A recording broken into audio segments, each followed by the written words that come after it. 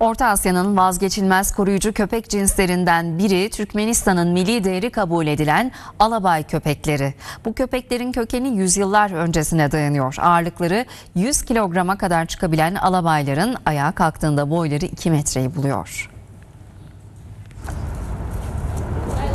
Türkmenistan'da alabay köpekleri milli değer sayılıyor. Dünyada sadece bu ülkede köpekler için milli bayram kutlanıyor.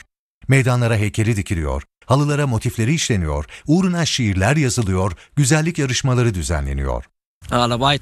Alabay köpekleri Türkmenlerin milli gururudur. Dünya köpeklerinin atasıdır. Azarlandığında başını öne eğer. Kadın ve çocuklara son derece yumuşak, kötü niyetli kişilere caydırıcı, sahibine de aşırı bağlıdır. Alabayların ağırlıkları 100 kilograma, boyları 1 metreye kadar çıkıyor. Ayağa kalktıklarında boyları 2 metreyi buluyor. Ortalama 15 yıl yaşıyorlar.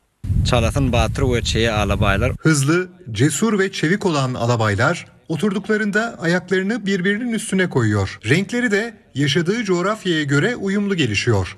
Dağlarda uzun tüylü ve koyu renkli olan alabaylar çöllerde açık renkte ve kısa tüylü. Alabay cinsi köpekler uluslararası görüşmelerde de hediye ediliyor. Ülke liderleri arasında karşılıklı güvene dayalı ilişkilere bağlılığı simgeliyor.